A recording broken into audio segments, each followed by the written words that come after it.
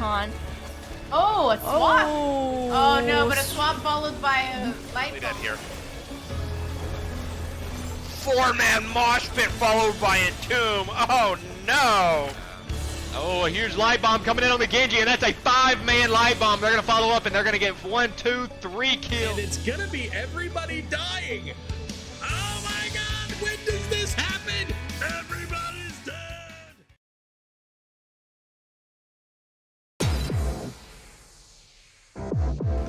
Jotsky looking for that damage, finds him on the Diablo. Diablo forced it back out as their health drops low. The Immortal now is at 25%. Back down, yo, on the Grey Man, give me the first ball.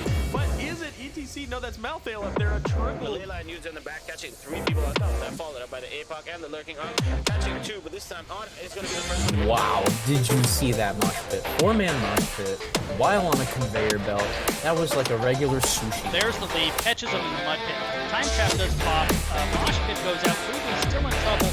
Pops to stay a while and listen, but it's not going to matter. Here comes the Blowboss on the backside, but he's doing it under, and then stunned. Oh my goodness! The combo! Getting shrunk down, ETC getting killed. He becomes dog food for the Grey Man. I didn't think they had a chance. I thought it was all over. We said all or nothing, and they got absolutely everything.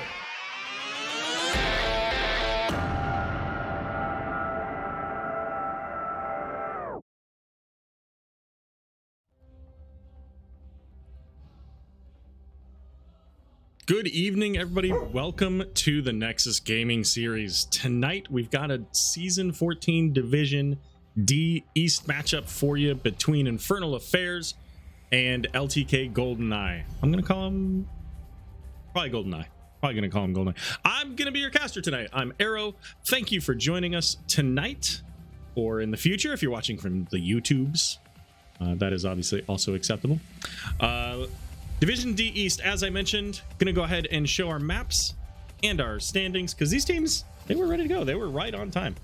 Our maps tonight, the bans coming out from Infernal Affairs, the blue team, they banned out Battlefield of Eternity and Sky Temple. And then they are, yes, they are second pick, okay.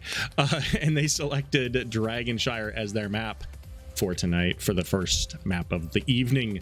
And then we've got LTK Goldeneye on the right here, the red team. They banned out Towers of Doom and Volskaya. And since they banned out Towers of Doom, I'm already, you know, we're not friends. Sorry. Quick standings look. Infernal Affairs, 2 points so far this season. Goldeneye, no points. This is week 3 for them, I believe. So let's check in on our draft as we are smoking through this draft. No joke, this draft just started when the cast, like after the cast, I hit the button. So they have really pushed through this. So Sonya and Brightwing going to be banned out for LTK. Infernal Affairs, they banned out Mephisto, rather, and Rhaegar. So a little bit of a healing choking out here. And then we've got early tank picks. We've got Johanna, we've got Mei, and then Stukov and Anduin. So they really want to get these tanks and healers picked early so that they don't get banned away. We've got then Tychus coming out, the first DPS shown for either team. And these are heroes. Brightwing has really gotten a lot of value on Dragonshire over the years for a variety of reasons, but probably the most important one is being able to assist that solo laner up there in the top half of the map. As I'm speaking of that, Leoric banned out with a quick phase shift, maybe a polymorph, and helping out their teammate in that moment when they need it the most to be able to get an advantage. And there goes Dahaka. So very much for the same reason, except the other direction, helping onto the team. So as I mentioned, these guys, like, they've got it together. They know exactly what they want. Gul'dan and Cassia going to be the pickups here. That's going to leave the Lich Queen with the solo laner last for Infernal Affairs. So as I'm looking at these teams here so far, what I'm seeing out of Infernal Affairs is a lot of potential for sustain. Cassia can do some poke. She can do some longer-ish ranged attacks with her lightning javelin. And then Gul'dan, he just stays there forever. He's got life drain, he's got corruption and fire. So he's going to be able to stick in a fight for quite some time. Stukov. And then we've got Hogger and Nazebo. So the solo lane picked up there, and it's going to be Malthael, the counter for Hogger there. All right, let me just get these teams entered in. They went so fast, I didn't even get them all entered into the thing. Let's see. Tychus, Highbreaker, Anduin, Hogger, and Nazebo. All right, make sure we didn't have any movement on those. We did not. All right, so there are your teams. Let's go ahead and do a quick poll. Who do you think is going to win this first game?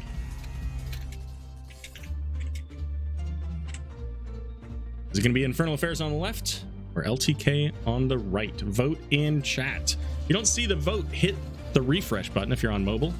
It should show up at the top of your chat window there.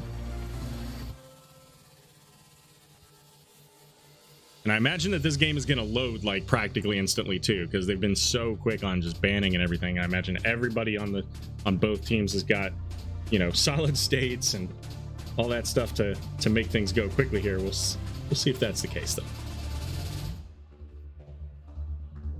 So Stukov gets a lot of value here with the AoE silence he provides. And we'll come back to some of those thoughts in a moment as we get started. Game number 1. On the left here, we've got Infernal Affairs. It's going to be the Lich Queen on Malthael. We got Goldeneye, played by Stro. Hexblades is going to play the... No, I'm sorry. Goldeneye is going to be played by Hexblades. Stro is going to be on May.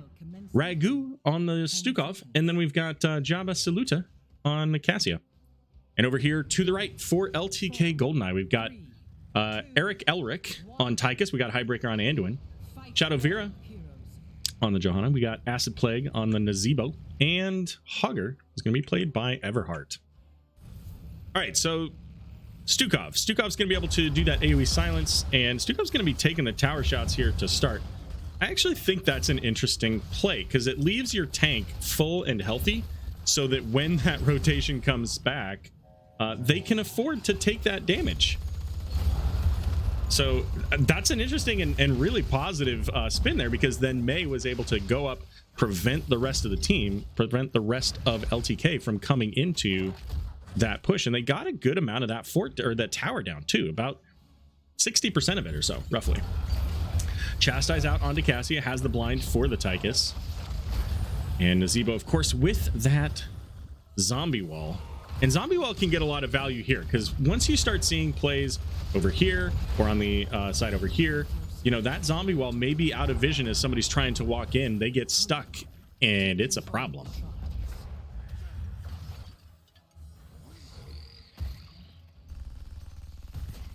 All right, up in the top, meanwhile, let's take a look here. Malthael has, what does Malthael have? Pale Horse. So very quick rotations from Malthael. In order to kind of keep up, Everheart on Hogger would have to be able to bounce back and forth and place that Hog Wild perfectly to be able to get between those lanes very quickly. First tower is going to go down, so that gives a little bit of an XP advantage over to the blue team here. Although the red cap up top sends Malthael up to deal with that. 4 versus 3 in the bottom lane as Nazebo working on those stacks in the mid lane up to 20 out of the 175 required for Vial Infection. And we do see Nazebo taking that safe route behind the grass wall here, the bush wall, to make sure that, you know, he doesn't walk right into a whole team full of people. But level 4 here for our blue team now, and Johanna coming in. Looks like they're going on a little deep here with Nazebo back on the camp, so Highbreaker is gonna stop, get a little heal out, but another tower gonna go down here in favor of Infernal Affairs. They've pretty much just said, nah, we're not gonna worry about that mid lane, let's keep the pressure up in bottom lane, and that's a really valuable play. Now this here, if they can get this kill on a Nazebo, it's gonna be fantastic. They don't quite get there in time to be able to pick up the siege camp. They do get a kill on Nazebo. And when you start looking at heroes like Nazebo, like Zul'jin, and other heroes that have those really long stacking talents, Kel'Thuzad is another one. Killing them early in the game, it's not even about the XP. It's about preventing them from getting those quests done as long as possible. It means that Nazebo, in this case, loses the opportunity to get stacks. So that pushes that back, but it also means less health and mana for him. So checking in down below, though, we've got a bit of a pressure here from Tychus. Was all the way in there, got the Leap of Faith out. There was quite a bit of damage thanks to that minigun onto Infernal Affairs. Coming up on a level 7 here soon for the blue team, but you can see the defense pings called as the channel going to be picked up by blue up top. Malthael able to pick it up. May just a moment too late on to the point. Johanna in a bit of danger here. The zombie wall comes out, is going to drop that so that their teammate can get out, but blue's going to be able to get that channel picked back up. Question is, can they do anything with it? And right now the answer is no, as Hogger is going to pick up top lane, but that's okay. A siege camp helping to provide pressure in the bottom lane means that Infernal Affairs are able to keep the pressure on. LTK looking for the level 7 here. Blizzard going out onto the Tychus, and of course double blinds here between the Mei and Cassia. Now Malthael coming up behind Hogger. Can Malthael make anything happen here? Hogger's going to bounce off the wall. A little bit of I don't remember the ability called, but Malthael just jumping to the other side of the Hogger there. Overall, Hogger about half health. As we zip down and catch the kill shot anyways of Nazeebo. Question is, can Malthael do not with Hog Wild, nope. But that kill onto Nazeebo and that level 4 talent from what's her name, Mei, able to shut down the towers, makes it so that almost half of this bottom fort is already gone. Snowblind, is that what it is? Slush Ball. Snowblind's another ability. Nazeebo going into spiders, so as he's able to stack those spiders, look for attacks onto, like, for example, the Gul'dan. One spider onto Gul'dan's gonna nearly kill him once those spiders stack up. And certainly at 20, if he doesn't have some kind of defensive ability like a health stone available, could spell disaster for Hexblades. So gonna have to keep an eye on that. But IA sitting a cool level ahead, only about a third of a level away now from level 10s, and keeping the pressure on. They do get the boot back onto Johanna, but Johanna's looking for that Gul'dan. Tychus is going to go ahead and run and gun on out as Cassia was trying to get that fend on. But right now it continues to be Infernal Affairs keeping the pressure on. Now, how does this change at level 10? Obviously ultimates are huge. Johanna's going to go ahead and head back and needing that mana, so trying to take this opportunity while they know they're down. They know that Infernal Affairs is going to try to take advantage of having these level 10s as much as possible, so may as well go ahead and get caught back up as much as possible on resources, and then try to get that XP for the level 10 here. So Malthael, of course, going into Last Rites. Now, Last Rites could change entirely that fight we saw earlier. Acid Plague in a little bit of danger, is going to get the Drain Life here. Leap of Faith coming out. Ice Wall, rather, is going to catch the Anduin. We'll see if they're able to make anything happen. And there's the Valkyrie coming in, does catch the Anduin and pushes aside the Johanna. But Anduin living just a little bit longer than I expected, but it doesn't matter. Still going to get taken out. The Siege Giants behind, able to finish the fort. And now the red team on full retreat with very low health bars. But Cassia was like, I got this. I don't got this. So they actually get that counter kill, which gives level 10s over to the red team, but not in enough time for Tychus to survive. Blue has the channel, but ultimately Malthael says, I don't need to worry about that. I'm just going to keep the XP moving forward. Let's actually check in on the XP talent, not talents, but statistics here. So 11-2 compared to that 8,800, 9,000 now for Hogger. So a really significant advantage in the minion XP, especially for the Malthael. And a lot of that is attributed to simply having that pale horse on a pale horse, being able to get between top lane and mid lane very quickly. And here comes the Dragon Knight. Cassie is getting a lot of Q stacks. Yeah, absolutely. Look at that, 49 stacks. You know, you get that up to 100 stacks and people are dying very quickly. Red looking to defend. It looks like primarily they were thinking about maybe going to the Dragon Knight, but this is exactly what they need to do. Dragon Knight's going to be taking out a fort, and that stinks. But you can't just sacrifice your keep. So this was it was a great call by both Infernal Affairs and by Goldeneye. You know, if Infernal Affairs is able to keep the pressure up here with that camp, or if you know, the defense goes up, I'm actually a little surprised to see Strictly just focusing on the mid wall here. This is a little close, but they may be thinking that maybe that Hogger's going to come down, bouncing between those walls. Anduin's actually going to get obliterated there. And Shockwave coming out from the Hogger. There's the ice wall in the back here on Johanna. So Stro is a little bit low. They're going to get that flailing swipe for the disengage. But the drill doing some work here as the Dragon Knight going away. So no forts actually for Infernal Affairs. Just some structure damage and just a little bit of I think they got, you know, this wall down. Maybe I can't remember if this tower was up or not, but so a little bit of value there. But you know what? If you're Goldeneye, that feels really good. You didn't lose nearly as much as you probably should have in that instance. And this tower is still up. It did fall down a fair bit more here on the rotation, but it's still there. So they're not going to have catapults to deal with there.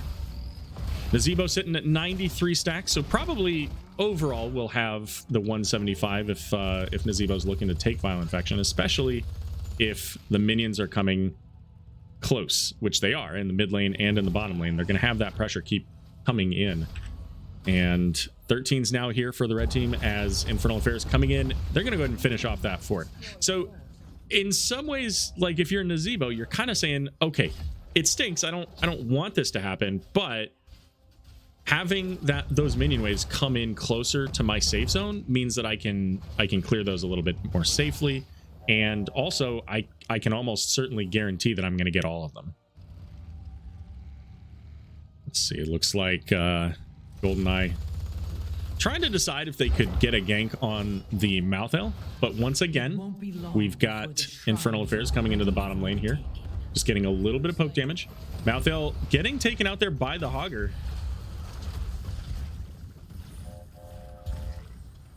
And that's pretty high value for Hogger. That getting that kill onto Malthael is huge for them.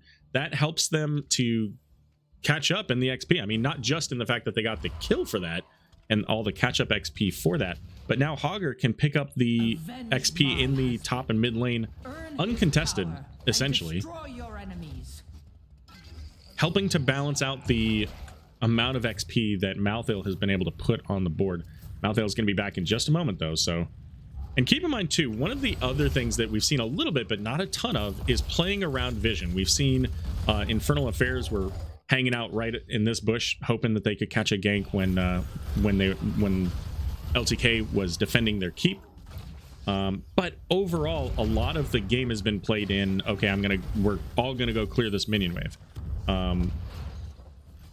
So I think if either team, like, they've got really good setup tools, if either team could start playing around the vision so that their opponents don't know where they are, it could work in their favor quite significantly. Johanna's going to pop her unstoppable. Icewall's going to come down, is going to catch Tychus.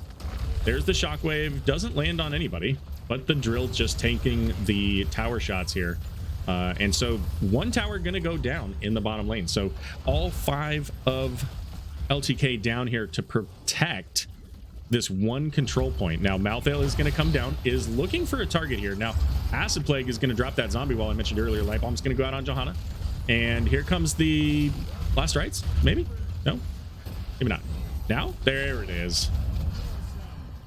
Johanna's going to get taken out thanks to the last rites, giving a stack over to Malthael. And once again, Goldeneye on the retreat. Tychus not going to be able to make it out, as Everhart trying to do what he can for the team, as Hogger knocking the team back, and Acid Plague getting a little bit of a desperate prayer there. Not sure it's going to be enough. It's not, as Jabba Saluta going in with the Fend is going to be able to secure the 3rd kill out of this long drawn out battle that took over half the map.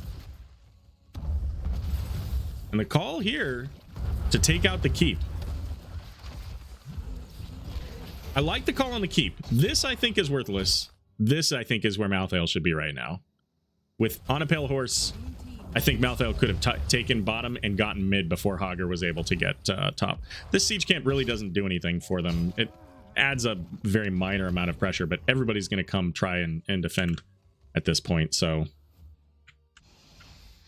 Malthael's going to head up and counter Hogger. Brief moment of respite here for LTK. They've cleared out the siege giants. Hogger was thinking about that camp, but instead recognizes that, hey, there's a whole lot of blue people coming up for us. There's the Ice Wall. It's not going to connect. And this is exactly what I was talking about. We saw Johanna kind of bouncing around right here with Tychus, and that could have been the potential play they were looking for, right? Going in with a Condemn along with the Subdue potential. I don't think they have Subdue, but they've got the Sins Exposed, right? The healing received reduced by 35%. If they could have gone in there, they could have set up a play and taken out 2, 3, maybe all 4 of those heroes as Malthael was on the other side of the map. But they're playing very defensively, because if that doesn't go well and it turns against them, they end up losing the game there with that keep down. So here it is. Dragon Knight working on the keep. Almost level 20 here for Infernal Fairs. So they're trying to get as much as they can out of this keep, and then once that level 20 pops, expect a little bit of a turnaround and re-engage here if Goldeneye wants to stick it out. It doesn't look like they want to. They've got Zombie down. That's the only ultimate on the side of Goldeneye. It's out. And here's what I was just talking about. So we'll see if the bait comes in the other direction. Right now, yeah, see, and this is what I was talking about on the other side, right? They know where every single member of this team is. Infernal Affairs knows exactly where all 5 members of Goldeneye are. That gives them the go-ahead to take out the keep. Maybe? Is it going to be enough? It is just enough. Cassia's going to land her Valkyrie. Unstoppable used by Johanna. Going to get 3 on the light bomb there. Big shield allowing for the Malthael ability not to land here. And Horrify went out as well. There's a big stun coming out from Everheart just to interrupt the silence from Stukov. Cassia going in on Tychus. Tychus very low, is going to be able to pull out. And that's about the best you could probably expect out of all of those abilities that were just thrown out there if you're Goldeneye. And in the meantime, top camp getting a little bit of work done. Top lane is not the most important. In fact, it's the least important. It's a very dangerous place to be. You don't want to be in top lane trying to end the game. Many have gone top lane to try to end the game on Dragonshire, and few have been ever heard from again.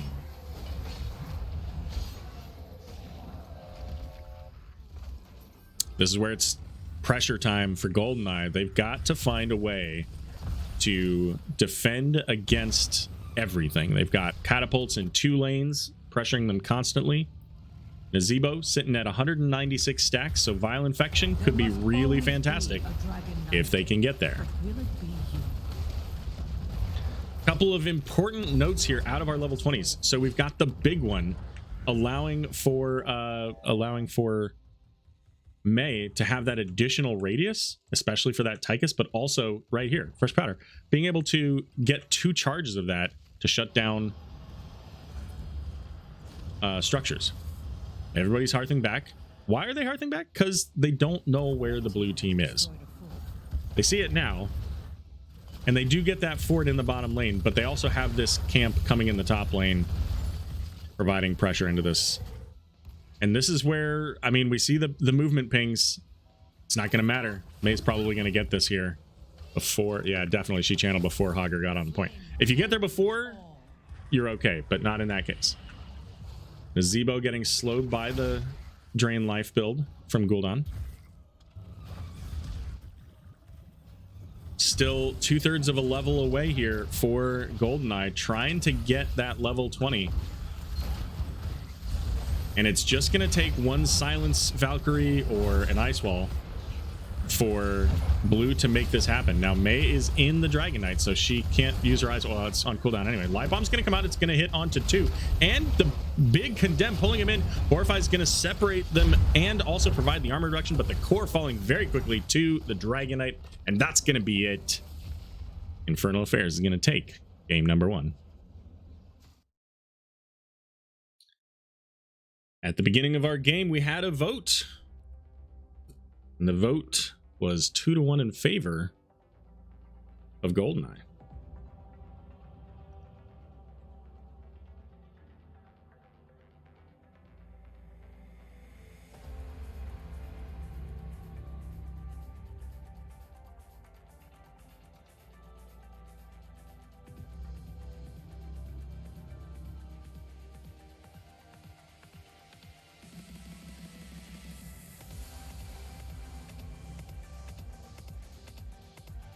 All right, so the biggest takeaway I think that we have from this game is simply, if you are Goldeneye, there was a combo that you've got there. You've got your Light Bomb plus Falling Sword, you've got your Shockwave, you've got your Zombie Wall, so you've got a lot of different ways that you want to try to lock people down and then melt them with the minigun and spiders and things like that, but they just couldn't quite get to that point.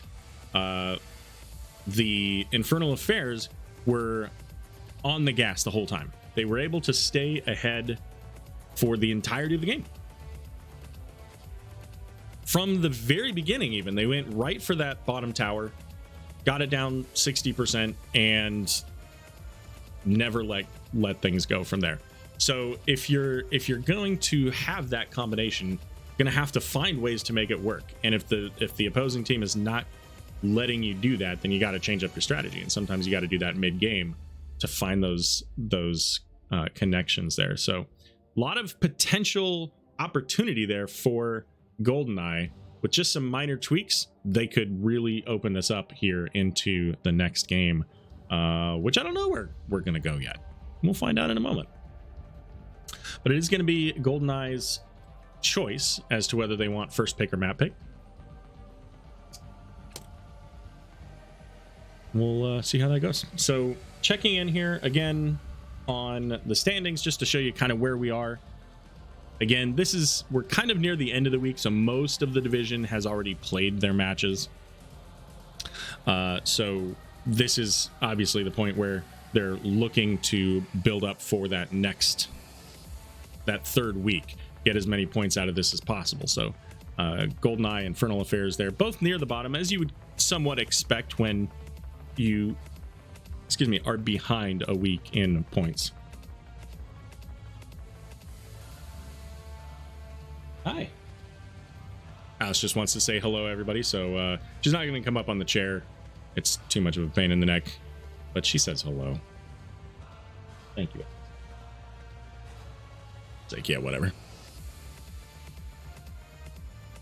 All right, so looking at the draft here, some of the things that we saw, again, tanks and healers picked early, so having the Johanna and Anduin kind of picked back to back allowed for that combo, but then it also puts them in a bit of a little bit of an awkward place because of the way that Johanna plays, right? She's got her condemned so she can be kind of a brick wall for her team, but her engages are strictly based then off of the combination, right? The Light Bomb and Falling Sword to be able to get into a team. Otherwise, they're just like, whatever, we're walking away.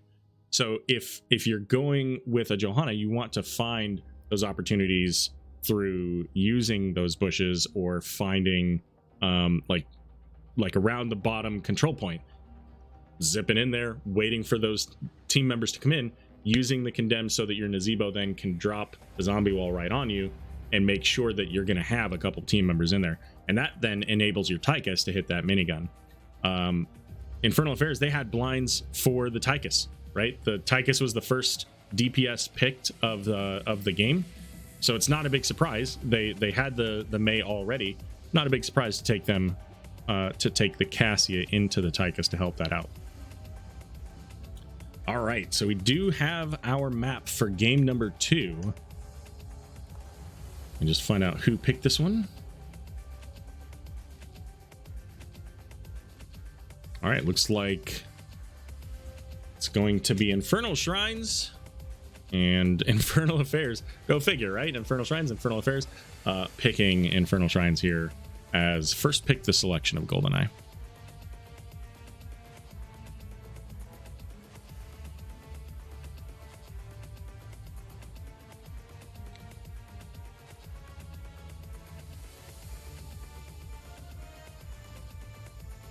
Just wanted to pull up the division chat here too, just in case. Okay, there we go.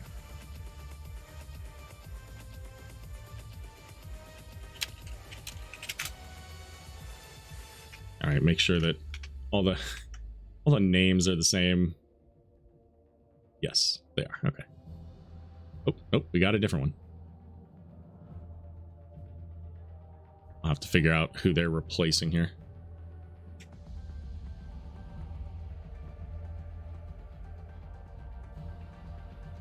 All right, so what else do we got?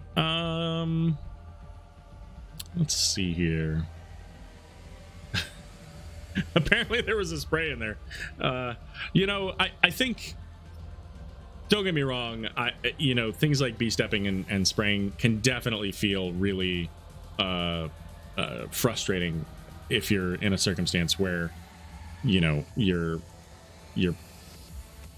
on the receiving end and it's not going well. Let's go with that.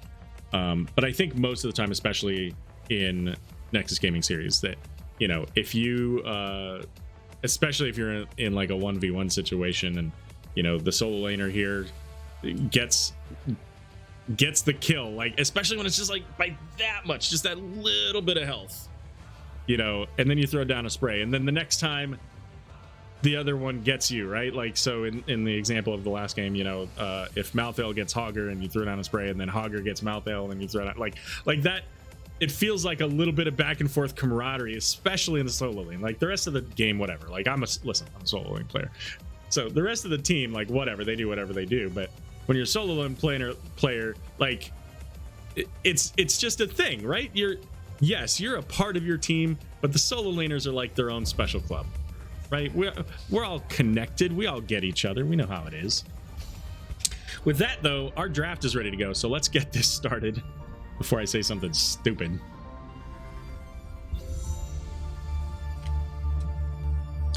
Infernal Shrine. So we saw some Sonya bans. We saw Mephisto, Rhaegar, Brightwing.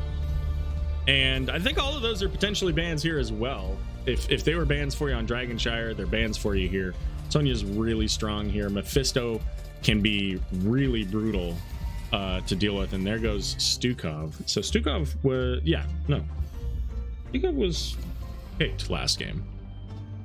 And there goes the Hogger. So kind of changing up the bans a little bit based on what we saw last game. And both Stukov and Hogger could bring a lot of value on Infernal Shrines. So good bans from them to change the draft a little bit. We'll see how that affects things. What heroes are we going to see out of these players who just had their heroes banned? Well, one thing that's not going to change is we're going to get Johanna, but instead of that Stukov, here comes Brightwing. So Brightwing was banned last game, and this is a really big map. So having Brightwing does give you a little bit of advantage, being able to get around the map quickly, get that XP, and Rhaegar going to get picked up here. So both of the healers that were banned out last game going to be picked up here in game number 2.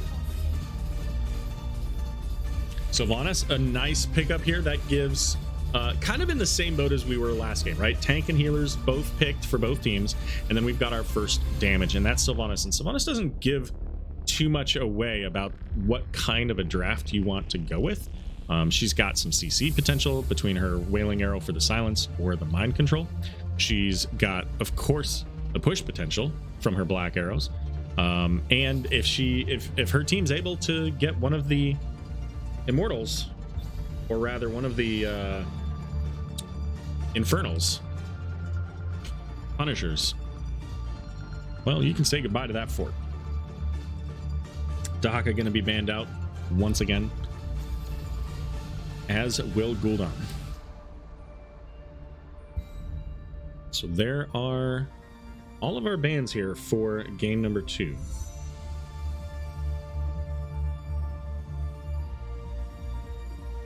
So expect to see some sustainy heroes that can clear out the minions. Could maybe see a Ragnaros here. Do see a fair bit of Ragnaros. Kel'Thuzad. Now Kel'Thuzad is interesting at times because of the fact that on this map specifically, a lot of the team fights are going to take place around the shrines, and the shrines have these little skeletal defenders that are going to block your death and decay. So could be a little bit of a challenge there for Hexblades to be able to land all of the damage they want to when and where they want to. But it also means that you can more easily hit those shots. Now this is an interesting switch here. We've got Anduin and Blaze. So we already had a tank and a healer. We've just added another tank and a healer to the mix.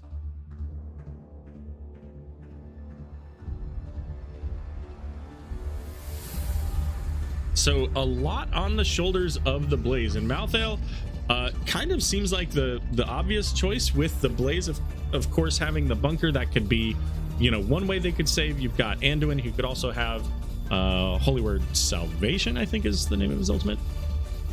So he's got they've got a couple of ways they could prevent that. Also, of course, Ancestral could be a thing. But I think if you're going with this kind of a team comp, you're probably looking at being as offensive as possible. And it is kind of what I said last game. Like, you had Infernal Affairs just keeping the pressure up nonstop.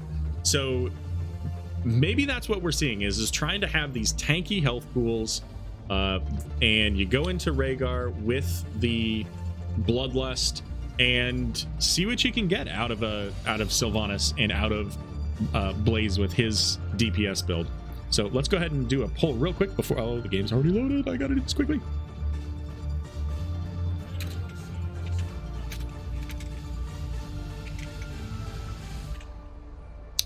All right, so there's the poll, and let's go ahead and get our teams introduced. We're going to start on the right side here this time. First, over here to the right, we've got LTK Goldeneye. So we've got Eric Elric there on Anduin. We got Shadow Vera on Johanna, I think.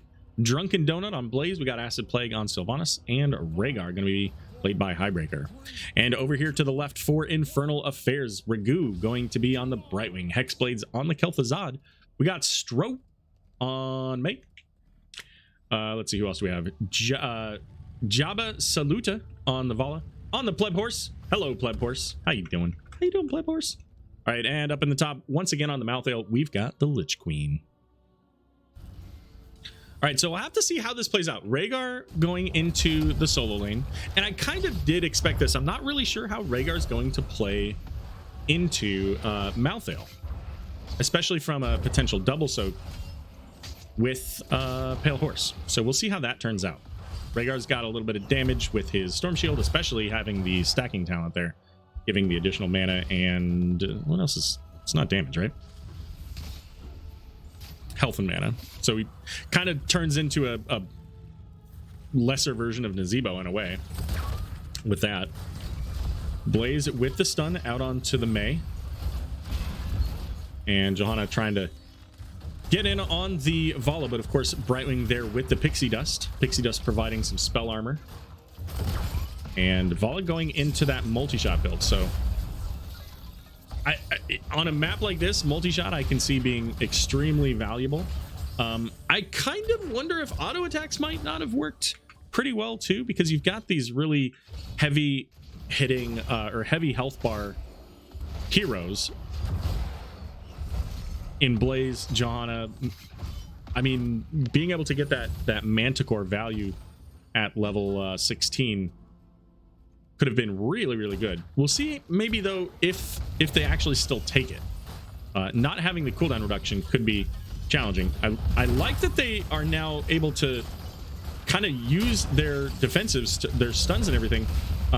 Blaze is caught, it looked like, by the Kel'Thuzad. So many things going on here. Shadow Vera is isolated entirely as Vala rather, and yeah, that's gonna be it. So just not enough focus there. It was kind of 2v1 on the point, and they weren't able to.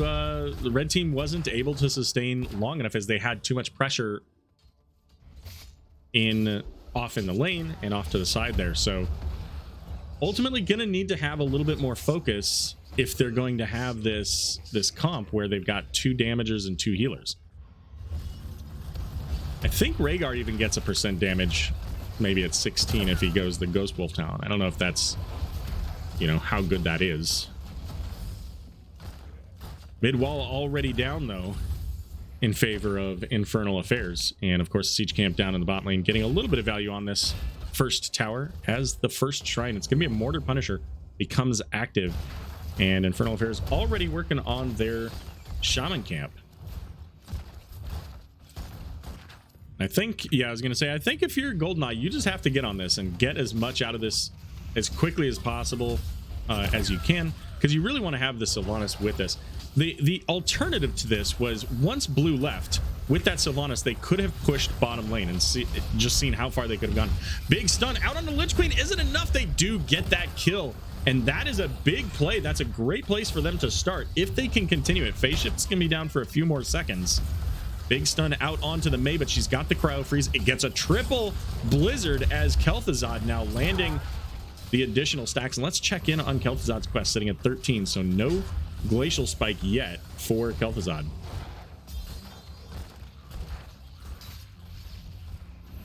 (24-11). Malthael on the way back with the Pale Horse. Vala going in deep onto the Sylvanas, and it's gonna be another kill, but this time it's for Infernal Affairs.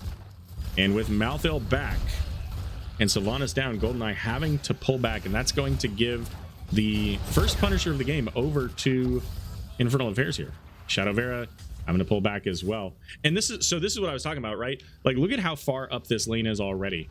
This could have been certainly all of this wall, maybe even this bottom fourth with the Sylvanas push. Now, the heroes don't provide a lot of pressure, but the minion wave certainly would have provided a lot of value with that Black Arrows. Stun not landing on anything there from Blaze, but Rhaegar taking the full brunt from John Cena here over the defense of the fort. Top lane with the Shaman Camp, so Val's gonna go deal with that. Triple stun out of John Cena, landing onto everybody that's in the melee there, and that's a lot of value for that first Punisher. And that minion is still doing work here. Blaze gonna get caught by the glacial spike, just getting the extra stack.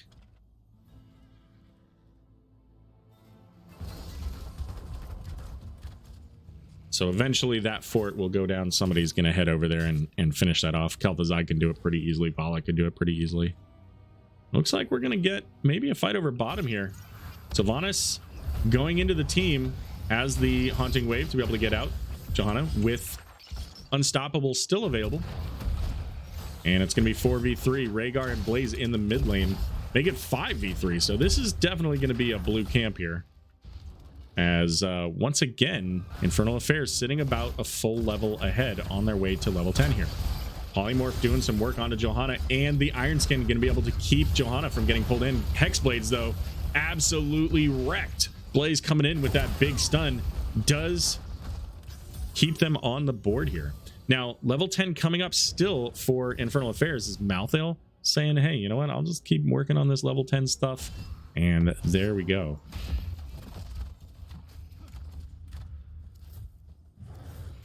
Rhaegar working on mid camp. Even with the Kel'Thuzad dead, I think that given kind of where everybody was, you know, Malthael may even have been able, once that level 10 was picked up, they may have even been able to come down and, you know, gone for that camp or looked for a pick somewhere to allow them to pick up maybe at least the wall here, because opening up this wall means that this Punisher goes right onto the fort, and that likely turns into a fort. Looking for the Hex Blades, could not get that Chastise to land, and Icing coming in is going to knock everybody away. Rhaegar just getting taken out there. Ancestral not in time to keep Rhaegar alive. And it's an uneven fight here in favor of Infernal Affairs. LTK trying to get away. Haunting Wave is going to get over the wall. Johanna still going in. does not have the Sylvanas, but now there's the Wailing Arrow is only going to land onto Brightwing. I think they were looking for that May. They might have been able to get the May, but Drunken Donut very low on mana, so ultimately going to have to pull back. Uses the Pyromania, but Sylvanas going in so far, could not get away quickly enough with the Haunting Wave, and the, oh my goodness, the Rain of Vengeance from Vala helping to secure another kill here for Infernal Affairs. And once again, with that Slush Ball from May, able to shut down structures, that wall fully down, and they're actually going to start working on the fort. Already at half health, between the Kel'Thuzad and Vala, able to do a lot onto that. Here comes Falling Sword just to try to keep Highbreaker alive, but the Ice Wall is going to come down. We'll see if they're able to capitalize on it. Ancestral going out is going to land this time, as Rhaegar's going to get rooted. And this is a little bit of an awkward place here. It's 4v4, but Blizzard's going to go ahead and hit onto Anduin. Light Bomb's coming out, but they cannot get it to stick on anybody. And a double root, maybe just a single root. Just a single root. Johanna very low, though. Blaze coming down as Malthael's up in the top lane, but has that Pale Horse, so can get here very quickly. And it looks like Blaze was maybe thinking, hey, let's go on the hunt. And the rest of the team said, I don't know about that. Blaze looking for Malthael. Team rotating in, does not get the kill. Blink Heal coming in with the save. Just not enough in the tank, and that would be the difference of having 13 over level 11, getting that extra 8% or so in your stats, having enough, just enough health to be able to survive that gank attempt. Rhaegar going over here, and I do like this. Now, again, we're picking up camps, so having these camps go in the off lane, the far lane, means that absolutely Infernal Affairs is going to have to split up to deal with this, especially with 2 camps, because those will cause problems. As now LTK is going to have to come back and defend, because it's coming right to their keep, and this is a Frozen Punisher. This locks down structures, and you've got May's ability to lock down structures on top of it. So not a great place to be here, as Johanna's going to get caught by the Punisher with the stun. 1 tower down, the wall down. Blaze is going to come back now as well. So it'll be a 5-man defense at the keep. Punisher sitting at a cool 66%, gets a double stun with the multi-shot coming out from Vala. And Blaze trying to put out some oil, maybe trying to get a stun onto somebody, but it just isn't going to be enough. This fort is going to fall. I'm sorry, the keep is going to fall. And that's really all that Infernal Affairs needs. They're going to back away. Now, we saw them earlier in Dragonshire kind of hanging out. And I was going to say, it wouldn't surprise me if we see them hang out right here. They're going to work on picking up that siege camp first, though. And there's nothing left to do on the map, except soak XP or look for a gank attempt. And that's exactly what they're doing. May, I think, just showed the hand, but Anduin getting caught in the stun is not going to matter, and the Unstoppable coming out is just not enough. I don't know if Haunting Wave went out. I thought I heard the sound, but maybe not. It's not going to matter, though. Ancestral lands and gets the Sylvanas out. Holy cow. Malthael's coming in, so do keep an eye out here. Could be looking for a quick kill in the back here. Maybe onto that Johanna. Can she get in bunker? No. That's going to be 1 kill. Looking for the Rhaegar when this ends, and the Blizzard's going to land taking out Rhaegar. That's a 3 for nothing. As a plague trying to get out of there. Vala coming in. Is there enough? And there is, and that should be what do we get out of this now? You just got 4 kills. I was gonna say 3 kills because Anduin was showing back on the map, but there's 4.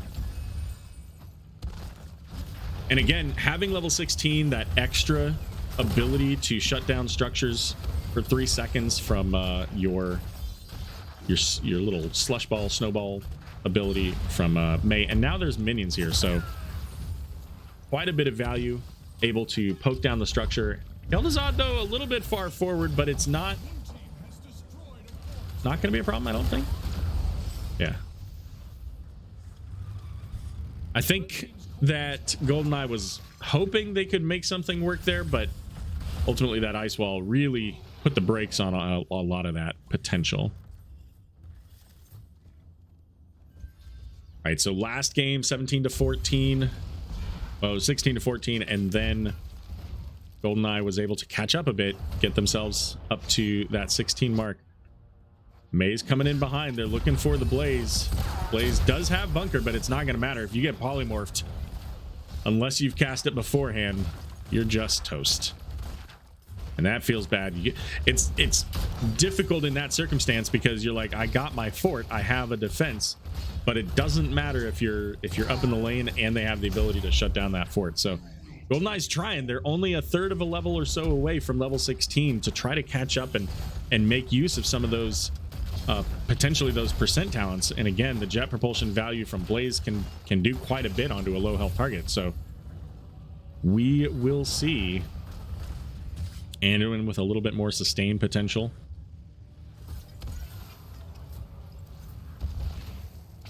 As the next Punisher is coming up, so Malthael's going to get to work on that, and this is where it gets a little questionable. Like, what do? Do you focus on defending your keep? Do you focus on defending the push that's coming in your bottom lane? Malthael's gonna go get a monster for free, basically, because you can't just let this team have this. Vala will shred along with Kel'Thuzad. Big stun out onto the Anduin. Is gonna make it out just barely there. Rhaegar now going to get caught. Has the Ancestral, looking for the Kel'Thuzad, but can't quite get there. Anduin coming in from behind is going to get a little bit of healing out on the team, but they're just not fast enough to be able to keep up with the rest of the team. Kel'Thuzad, the slowest member of the team on the side of Infernal Affairs, but even then, with the slows that Kel'Thuzad can provide, just not enough in the tank.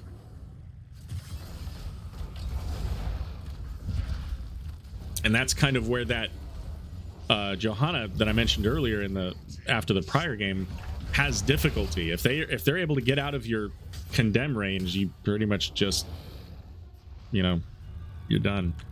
You hope that your Blaze is in a position to do something about it.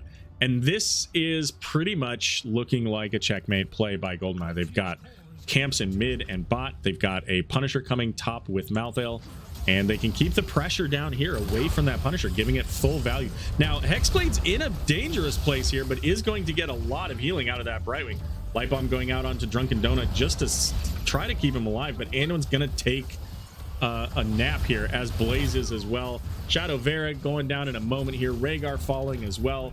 And finally, Acid Plague, the last one on the map for the red team, and that's going to be it. With the Punisher coming in, that's going to be game number 2, going over to Infernal Affairs in just a moment here.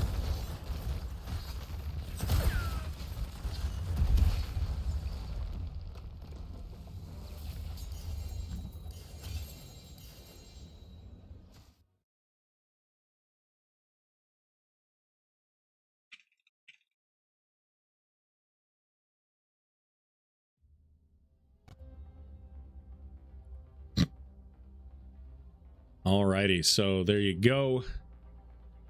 That is it for our matchup here between Infernal Affairs and LTK Goldeneye. 2-0 victory in favor of Infernal Affairs. Very strong showing here. Really commanded the map. That's really what they did the best out of this, and kind of kept the pressure on, and were able to get themselves some kills a few times in there. So let's go ahead and take a look at stats, and I will see if I can get a quick interview in.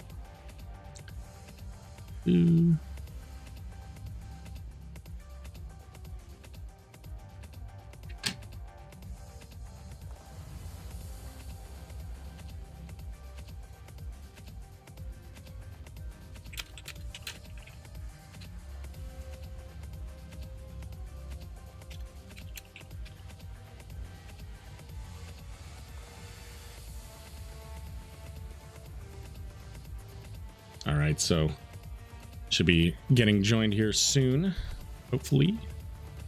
Whoa. Hold on one second. I do this every time. I forget because I put Discord into a different thing. There we go. Okay. All right. I've got Stro here from Infernal Affairs. Welcome. Congratulations on your victory. How's the team feeling after this commanding performance? Wonderful. So we've spent this entire offseason waiting on one of our best players to come back. So this is the first series we've got to play where we had our full team. So it's felt really, really good coming in and playing the way we wanted to play. So pretty Awesome. excited. Yeah, that's pretty important, being able to have your main squad, the people that you're kind of used to playing with, and then really being able to coordinate well, right? Having all of the communication working exactly the way you want it. And it looks like I've got the rest of the team here too. So Absolutely. So I don't want to take too long because there is another match that you guys have in the division here right after. So I'm going to try to pick that up. So let's go through just a couple of quick questions. Sure. and then we'll do shout outs and then we'll move on from there. So let's start with game number 1 there on Dragonshire. You guys start off. There was an early play that I thought was absolutely fantastic, which was going after that bottom fort. And was it on purpose to have Stukov tanking the shots? So not to give too much away, but we actually played the same thing earlier, and the same thing happened except Stukov died. Oh, okay. But I typically, as a tank, I don't want to run up and tank it because I want to be able to run interference, because I know they're either A, gonna push mid hard, which they didn't, or B, they're gonna react to us. So they went B, obviously. So I'm like, I just want to be in their face. Stukov can take some hits, that's fine. And we'll go with that. So. Sounds good. And that's actually one of the things that I said. I specifically said, Stukov taking these shots gives him he can go down and around and get away, and May is able to take those shots from the team and kind of zone out, and it works out really well. So I'm glad to hear that was intentional and kind of worked out the way that I thought was planned. So that's really nice. So one of the things that you guys did was you kind of kept the pressure on them throughout the entire series. And there were a couple of times where you could see, after going in that bottom lane, that bottom keep, and you kind of had set up a bush gank. How much how much patience do you guys have when you're trying to set up some of these plays? Because of course, when you're go, and then they don't come immediately into your trap, it can kind of get you can get a little antsy in those moments, right? Yeah, I think there was one fight in I think the whole series where I didn't feel super good about it, and that was the fight where we were on D-Shire and we kind of waited for him to do something, and then I kind of pushed out and was like, all right, let's fight him. And then we had numbers, but funny enough, there was an accidental spray, so the whole fight turned into, oh no, I accidentally sprayed, and it was like, back out, we sprayed. It got crazy. So, other than that fight, it felt pretty good. But yeah, that's a good point, because if we just keep the pressure on and we keep taking things, we just keep getting that lead, but then we started running out of things to take. And then it's like, well, now we just have to wait for them to make a mistake. And if they don't and they just turtle, well, we just have to play chess a different way. So it's like we can take the risk and we can go for the fight and hopefully it works, or we can just wait. So in that moment, let's look for it. Sure. It worked out. And then as far as the it looks like somebody else got the other map of the other cast, so we can take our time here. Oh, nice. So never mind. Let me just yell at them and let them know. Okay, so as far as, now I just lost my thinking on that point I was going to make with that.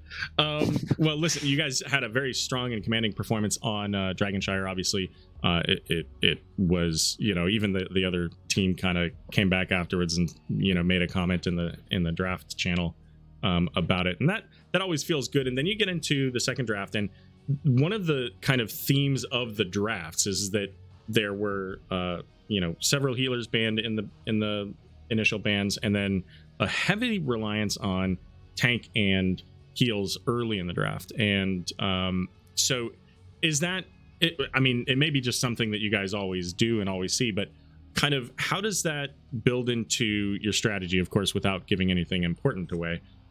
Is it, do you find it's better and more important, more valuable for you to be able to flex around your damage based on the frontliners that they're looking at as well? Well, quite honestly, in that second game, it's like, if they don't ban what we just played, we're just going to play it again.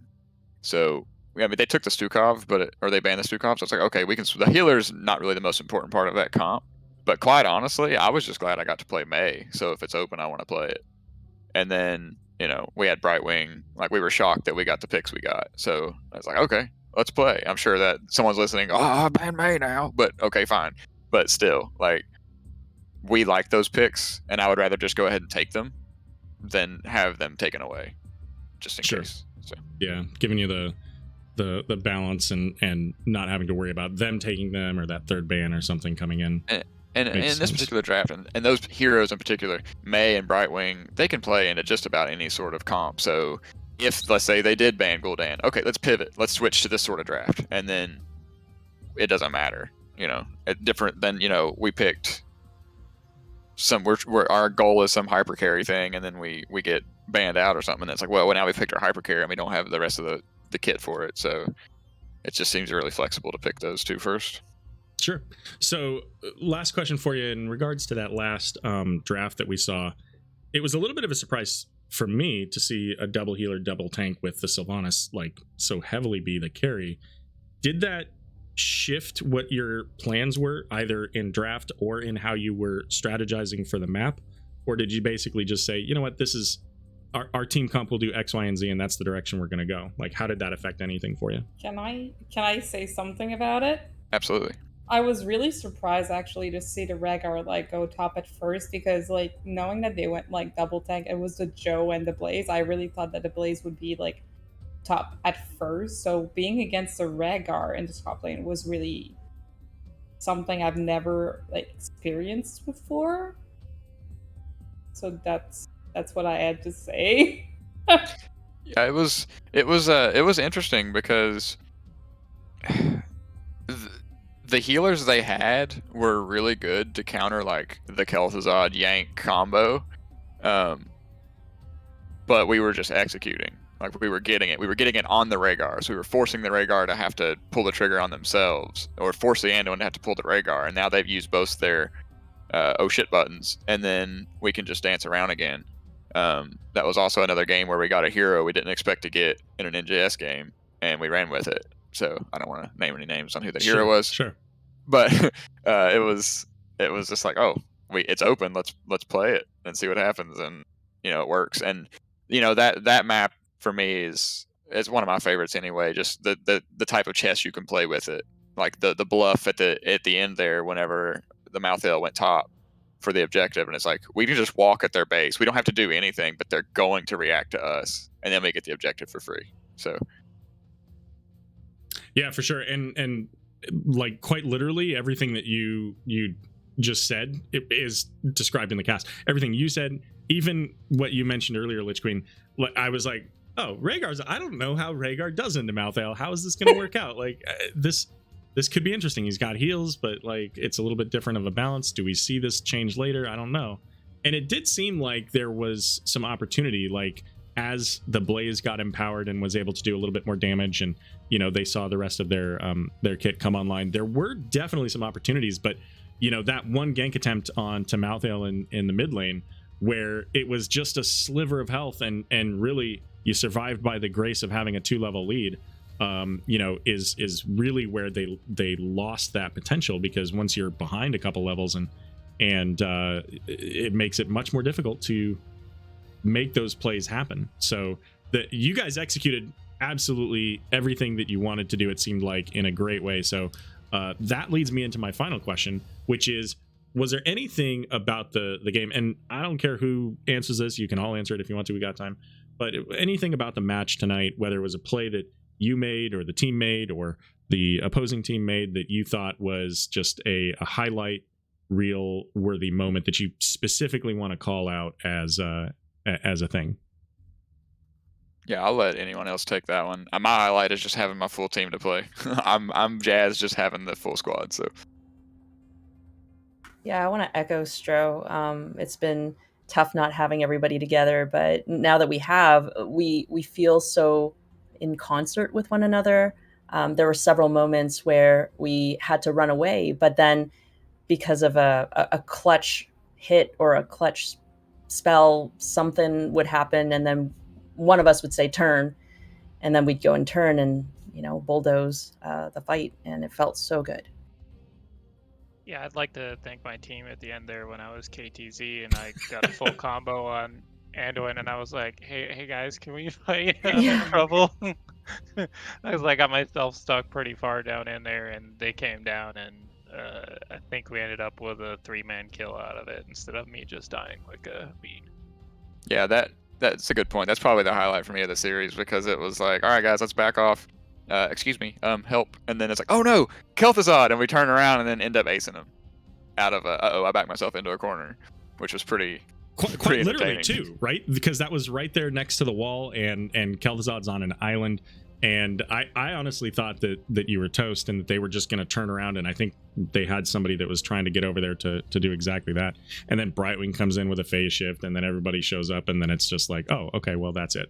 That's the end of the game.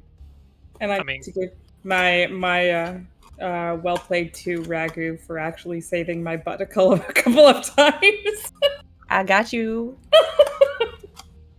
All right. Yeah. Well, yeah, go ahead.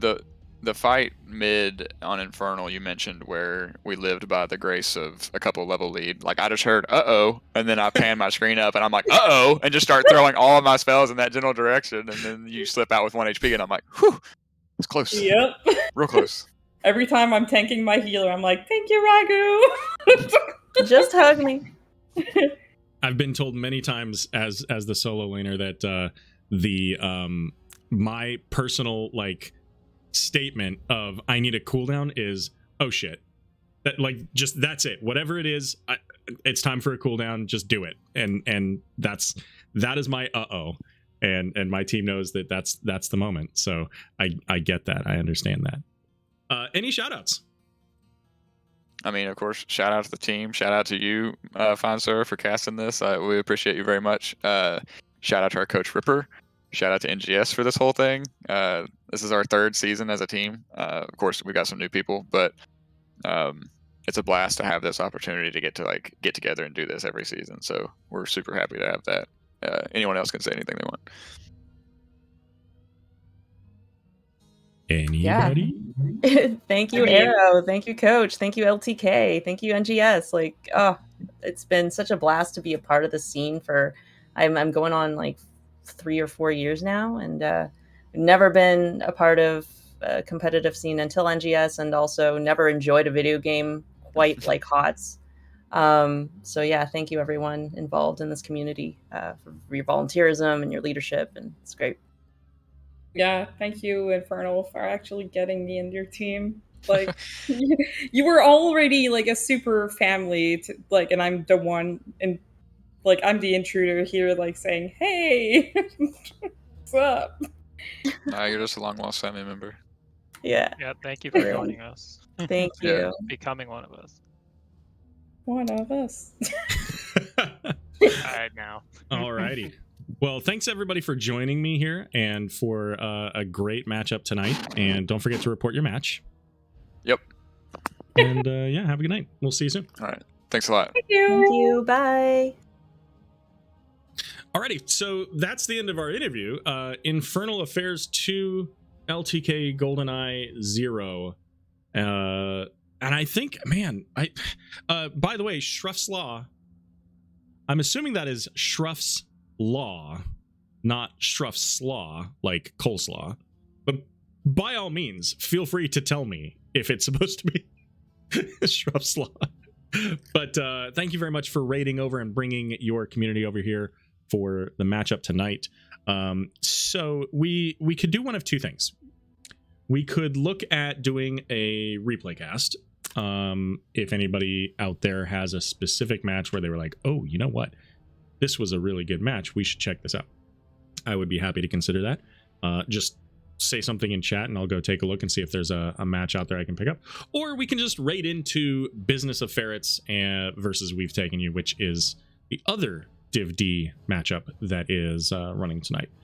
Which I was looking at. I was going to pick him up if it wasn't cast, but somebody picked it up. So Elite Pigeon is who picked that up. So you guys are on a 30-second delay. So I am talking a bit more than I maybe otherwise will. So I apologize if this gets a little bit redundant while you take a moment to consider any of those other matches that were out there. If you enjoyed tonight's stream, I would encourage you to hit that follow button so that you are notified anytime I go live with other NGS casts. I don't really do a lot of scheduled casts just because of the fact that my schedule is so all over the place. Pretty sure it's like coleslaw. Fair enough. All right. Shuff's Law. But yeah, so I don't do a lot of scheduled casts just because of the fact that I have a very up and down schedule between raiding and Warcraft and modding for Twitch Music. So hit that follow button so you know when I do go live, because it's usually kind of last minute. Aside from that, I'm not seeing any chat about any potential replay casts. So we're going to call it here. Just a short stream tonight of about an hour for this 2-0 victory between Infernal Affairs and LTK Goldeneye. And we're going to go over to this other Division D East. So you guys, this is same division with 2 teams that were, let's actually check the standings and see where those teams are. So Business of Ferrets sitting there at 4th with 6 points. We've taken you at 8th with 3 points. So it's early in the season. That's literally 1 game away. They could tie it up here with points. So we'll go check them out. We'll see what they're all about. Thanks everybody for being here tonight and joining me for this cast. And yeah, we'll be back here. I do have a scheduled cast on Tuesday at 9 p.m. Eastern time. That's going to be Regen Nebula versus Hard Stuck Support Group. And then also tomorrow, let me check what time they put me on for. I believe probably 2. Yes, so I'm at 2 o'clock Eastern. I'm going to be casting for the Heroes Invitational, I believe is what it is, HI. So 2 o'clock Eastern, you can catch that here, and there are a whole bunch of casts happening at the same time, so there'll be a lot of opportunities for watching some really quality play, because this is ultimately going to be a LAN event in, I think, Miami, if I remember correctly. I have to go read up on it. So make sure you stop by for that tomorrow afternoon. And thanks again for joining. Have a great evening, and let's go right over.